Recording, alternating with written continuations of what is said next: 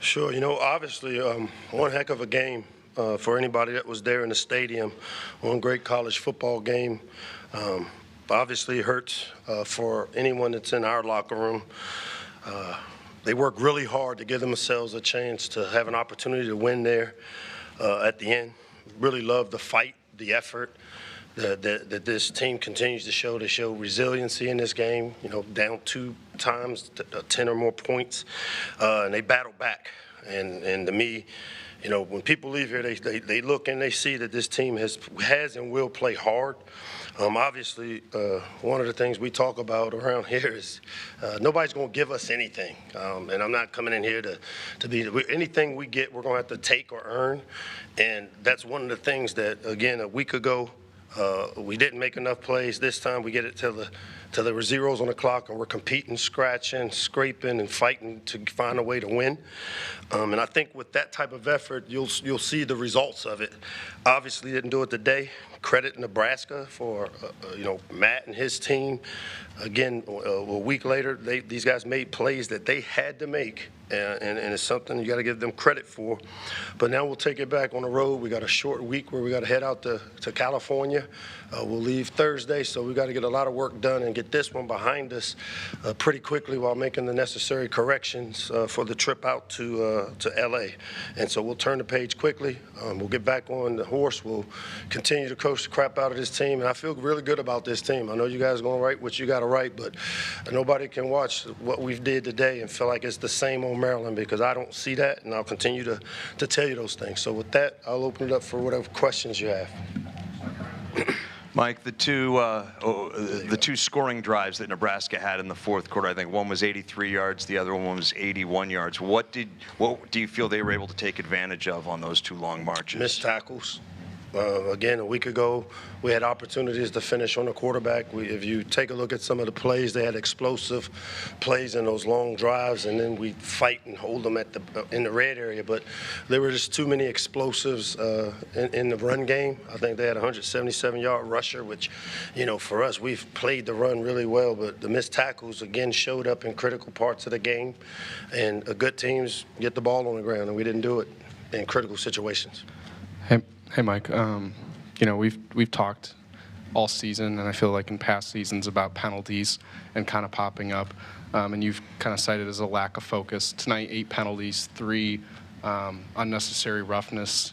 How do you explain kind of the repeated issue of those type of penalties in these games? Yeah, if it was the same person, I'd say that, hey, yeah, let's pile on. But when it comes from leaders like number 10, Cam Rice, obviously those after the play penalties are critical.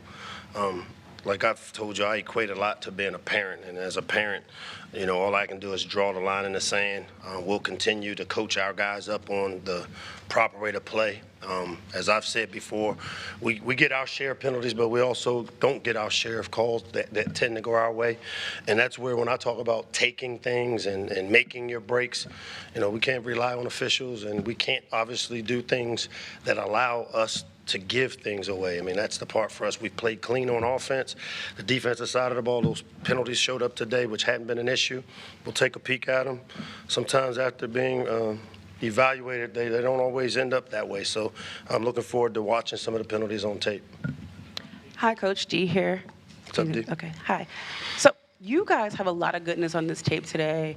You guys spread the ball around 8 different receivers. I would like you to talk a little bit about that as you guys, if that's a game plan as you head into California to take on the Bruins. Yeah, I would say that anytime you show diversity in your touches, it makes you a tough defense. We've got quite a few guys that have the ability to make plays on the offensive side of the ball for us. Obviously, we personnel, and we try to create opportunities for our top players, which would give them opportunities to make plays. Anytime you have that type of diversity, it makes defenses a little tougher for them, because they can't say, let's take away this guy or let's take away that guy. But obviously today we didn't make enough of those plays in the end, and we got to figure that out. Hey, Coach. Past few weeks, you've mentioned winning the fourth quarter. Today, Nebraska beat you 10-0 in the fourth quarter. Just going forward, what does the offense and the defense need to do to close out these games and win the fourth? Make a play. I mean, we can sit here and we can analyze every call. We can analyze but at the end of the day, this is one of these opportunities where we've been in the fourth quarter. I've watched the other team make some plays, and I've watched us not make the play. And so for me as a coach, that's the area that I'll focus on. And why are these plays not being made on our end? How can we put the guys in better position to make those plays? Credit again to Nebraska. They made the play they needed to make. We needed to finish with one more drive on offense. We get it to 3rd and 2, and we get a negative play there. And then on the defense, we needed one more stop, and we couldn't get off the field. And they made the plays necessary. So we'll keep working it, we'll keep emphasizing it, and we'll get back in here tomorrow and get it figured out. And Mike, just for a defense that's been stout this year, you alluded to it, missed tackles, penalties, kind of what was it about today that they weren't able to get it done? It's always tough to comment on when you miss tackles, what happened, until you actually see it. We have the luxury of those iPads. Usually when we miss tackles in space, it's overrunning the football, over pursuing, long stride, short stride, in the open field, pursuit to the ball. Today they had a couple screens that spit out, and we did not get the ball on the ground. And typically when we don't tackle well, it's a byproduct of the fundamentals of tackling. And so we'll get to take a look at it and make sure we continue to work to do a better job of finishing. Hey, Mike. 130 yards rushing today. It seemed, and Malik getting in on the action too, it seemed the strategy, a lot more heavier packages, tight ends in there, running outside the C-gap, outside the tackles. Was that part of the initiative to try to get that stimulated and going like it did today? Yeah, but still not enough. I mean, obviously, if you do the research and as we game plan, Nebraska is a team that hadn't given up a lot of passing yards. I think we probably threw for the most passing yards based on game situations. But we needed to get the run game going. We're still not getting enough explosives out of the run game. If you really want to look at this game, it comes down to explosive plays and turnover battle. We have not made enough explosive plays the last 2 weeks. And, when you have players like we do that have the ability to make them, we've got to figure out and make sure we're putting them in the best possible position to have the outcome that we want. But it comes down to not enough explosives on offense the last 2 weeks. And then obviously on defense, limiting those explosives that we gave up today. Hey, Coach. Can you just talk a little bit about Dante Joyner? Didn't have the best game last week, but today comes out and has a pick six. What can you talk about his ability to bounce back? Yeah, again, he's one of those guys that, a week ago he's penalized and not feeling real good. I love the way that the kid responded. Obviously, the maturity level of being able to bounce back after, not having a great day at the office a week ago. I'm glad to see that. We saw a lot of guys maybe take some steps forward in terms of the resiliency of bouncing back. We talk about, when you have the type of friction we've had the last couple of weeks, it's a mirror in terms of who we are as a program. And, I kind of like what we saw. Other than the result, I like that we got a team that will fight, a team that will continue to play and not worry about the scoreboard, which I thought we did a better job of that today. The finish was not what we wanted, obviously, to win the fourth quarter, something we emphasized. Had chances, didn't take advantage of those opportunities. Mike, back to the penalties and the fact that they continue to pop up year over year. Is that just a matter of your messaging to these players, especially these older players, not getting through to them? And if so, why is that, you think? Is it messaging? I mean, I don't even know how to answer that question. You're saying, is it messaging of why we keep having penalties? I think the penalties happen when players play beyond the whistle. They got to make better decisions. Again, as a parent, it's like saying why your kid continues to make mistakes. Well, as a parent, I'm going to keep coaching. I'm going to keep teaching them. When you get to this age, you'll learn. They don't always do exactly what you say when you tell them, but at some point they'll learn, and we'll continue to make the necessary changes. If guys don't get it, we'll do what we can do to get it fixed. Thanks, guys.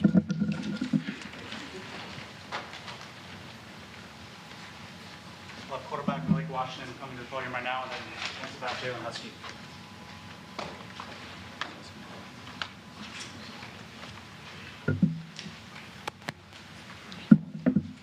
I have questions for Malik. over there. Hey, Malik. Wanted to ask you about the intentional grounding late in the game. Did you feel like you were outside the tackle box? Is that just was kind of the process? And then that last drive, can you just take me through kind of the ups and downs? You made an incredible throw on third down. It felt like you maybe missed Fleming on the fourth down. Just the intentional grounding and take me through that last possession. Yeah, with the intentional grounding, in the situations like that, time is more important than yardage. So once I felt like, I was away and I didn't want to take a sack in that instance or try to run around and make a play, just being able to get the ball out of bounds. The call was a call. It's nothing that we can argue against. We're just going to keep playing. And then, Ford made an amazing play on the third and long, being able to catch that ball in the window like that and take a shot. And then on fourth, I just got to keep my feet set, get my front shoulder closed and make the throw.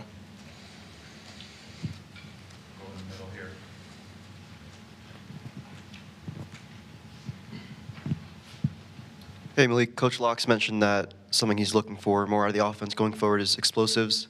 What would you attribute the lack of explosives to, how you guys can, get more of those going forward? There's just, we're always one block and one assignment away from some explosive. When we watch the tape back, it's just the extra strike and strain that we need just to be able to create that play, putting it on the line for your brother. It's always, just one person away. On the right-hand side. Hey, Malik. Last week came up here, talked about wanting to sort of improve your ability in the run game. Can you evaluate how you felt you did there today? Obviously, the fumble was an interesting moment, but just overall today. It's just something that I tried to use a little bit more today. When we're seeing those coverages pop like that and then getting depth in the defense, being able to find my check down or run the ball and become the check down myself just to give the defense another element to have to play. Malik, you guys had 8 different receivers get the ball today. Did you guys practice that? What was that, the game plan, or just it just happened today? Yeah, that's just the flow of the game. We have so many great players that can all make plays with the ball in their hands. So being able to find them in any instance and letting them, show their ability out on the field. Take 2 more, right-hand side.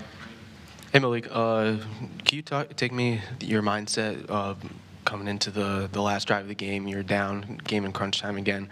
This time chance to capitalize, but can you just take me through your mindset before the game coming out there? Yeah, it's just, that's a gamer moment, as me and my family call it. That's you going out there and it's time to play the game. Like, this is what we do it for. These are the moments we live for. And, we came up short today, but I'm excited to see how the guys fought. everybody stayed with it throughout. We even, after the call, being able to get up there and get an explosive play right next after it just showed that we have a lot of fight in us as a team.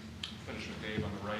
Malik, it was Nebraska entered the game leading the Big Ten in pass defense. You guys had your moments today, but they definitely held their own. What was the biggest challenge trying to move the ball against this team today for you guys? They do a really good job of, getting depth in their defense, and that's why, some of the underneath stuff was there, and we allow guys to catch and run, and I think that's what they've done is kind of try to limit the explosives that people get against them because they can change the game. So them, getting depth in their defense and making you take the easy underneath, but having to be patient. Sometimes quarterbacks can get a little impatient and want the shot downfield really fast, but just having to stick with that. And to follow up, second, tough weekend for you guys. What's the mood in the locker room? Right now, of course, nobody's excited, right? And I think we're just going to have to come back as a team on Monday and have a kind of a player meeting maybe and just talk about, us moving forward and how we're going to go about things and not letting this week carry into next week. And then I got one more thing, if that's cool. I think it's something I'm going to try to do each week now, just give y'all a verse to, go about with through the weekend. And this week it's Proverbs 3:5, and it reads, trust in the Lord with all your heart and lean not on your own understanding.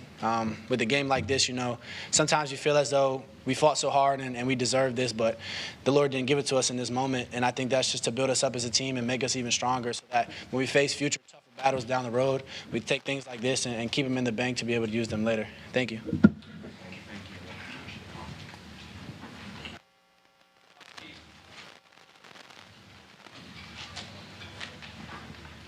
Questions for Jalen? Start over there, Michael, second row. Hey, Jalen, Coach has mentioned winning the fourth quarter a couple weeks in a row now. Today, you guys were outscored 10-0 in the fourth. Back-to-back weeks, giving up a late touchdown, giving up the lead. Just what needs to change on the defensive end to kind of close out these games?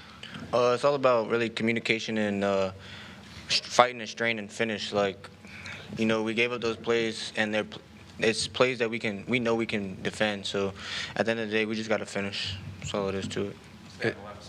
Hey, Jalen, I know, it's easy to say, just get in on Monday and, kind of take care of everything. But, you kind of being a senior, a guy that's been here, how do you in the locker room or in position groups, kind of keep level-headed and kind of keep the main thing and not let now 2 consecutive losses kind of drag? I think you got to review the game, but let the game die today. The game's over. I mean, win or loss, the game has to die. We have another game next week, so we have to go out, prepare, and put our best foot forward for next week. Front row on the right here.